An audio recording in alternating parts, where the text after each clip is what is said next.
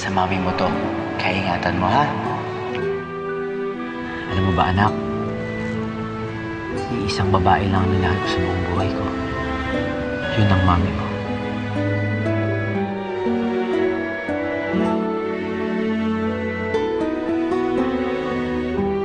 Daddy, sorry kasi iniwan ko si Mami.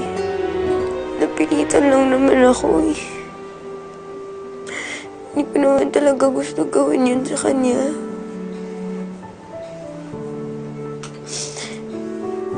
Kahit na hindi ko nararamdaman yung pagmamahal niya sa akin. Love ko pa rin siya. Huwag kayo mag-alala. Kasi nasa mabuting lagay po ako. Alam ko po na mabuting tao si Miss O. Hindi ko nga po alam kung bakit, Daddy. Pero pakiramdam ko po talaga hindi siya ibang tao sa akin.